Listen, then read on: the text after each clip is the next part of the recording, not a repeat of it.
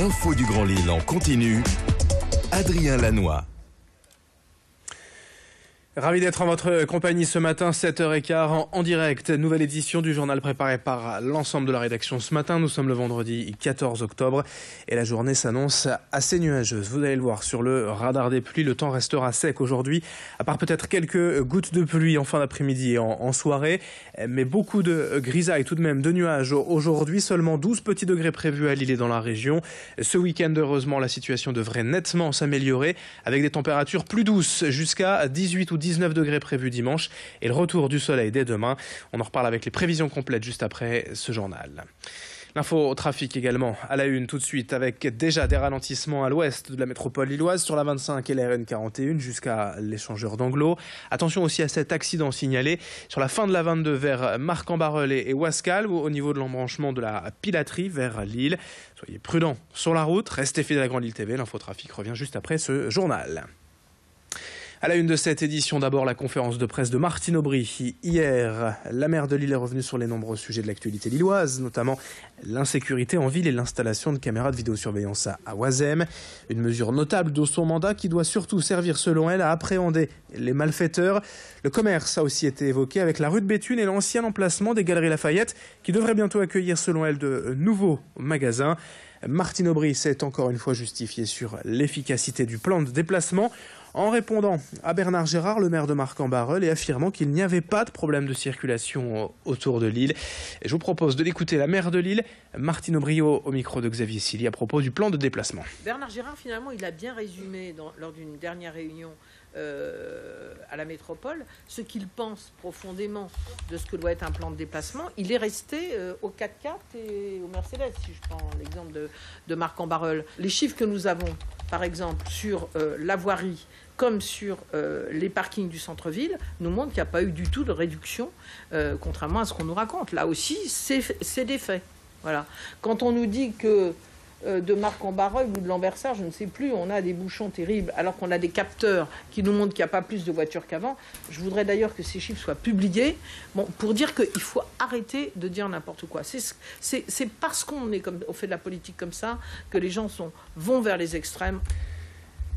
Et on écoutera encore un peu plus en détail Martine Aubry tout à l'heure sur les autres sujets de l'actualité lilloise, notamment le projet de construction d'une tour de 56 mètres rue de la Bassée à Lille qui déchaîne les passions depuis plusieurs mois. L'information aussi ce matin, c'est la séance plénière du Conseil régional des Hauts-de-France. La région veut soutenir l'agriculture nordiste en développant l'approvisionnement local. La stratégie consiste à fournir plus de produits locaux aux cantines scolaires des lycées régionaux. 70% de local ambitionné d'ici 2021. Pour cela, la région va demander aux lycées de se fournir auprès des producteurs de la région, mais surtout elle va appuyer financièrement et de façon logistique les lycées. Les produits ciblés en priorité seront la viande, les produits laitiers et ceux dérivés de l'œuf. Un objectif triple à l'arrivée, apporter des débouchés en filière courte aux agriculteurs, rendre le secteur plus attractif et peut-être développer des vocations auprès des jeunes et inciter les lycéens et leurs parents à consommer local par la force de l'habitude. On en reparle tout à l'heure à 7h30. Le grand angle de la rédaction à suivre sur Grand Lille TV puisque demain 5 nouvelles boutiques vont ouvrir aux maisons de mode à Roubaix et de jeunes créateurs de la région suivis et accompagnés par les institutions. Céline Huret et Xavier Silly se sont rendus sur place pour nous parler de cet événement pour découvrir ces 5 nouvelles boutiques. Nous sommes à Roubaix, à 2 pas du musée de la piscine, au cœur de Maison de Mode. Maison de Mode, je le rappelle, aide les créateurs à se lancer en leur proposant un lieu de vente, mais aussi un suivi. Samedi, 5 boutiques vont être inaugurées. Et nous sommes en présence de Lucie Wattel, qui est chargée de communication, pour nous en dire un peu plus au sujet de cet événement. Bonjour Lucie. Bonjour.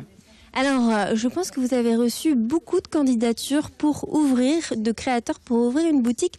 Comment vous les avez sélectionnés ? En fait, on fait des comités de sélection. Donc, juste avant l'été, on a eu 2-3 comités de sélection. Donc, dans ce comité, il y a des professionnels de la mode, des banquiers. Enfin, il y a toutes sortes de choses qui vont déterminer le bien fondé de cette demande. Et donc, à la suite de ces comités de sélection, des créateurs ont été sélectionnés. Là, cette année, on en a 11 qui intègrent donc le label et qui rejoignent notre famille Maison de Mode. Voilà.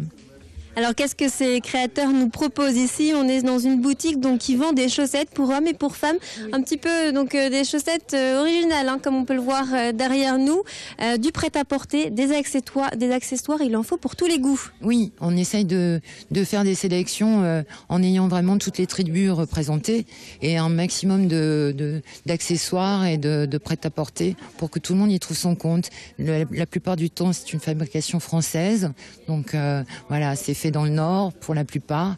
Et, comme ici, c'est Made in France? Ici, c'est Made in France et Nicolas le revendique, son créateur.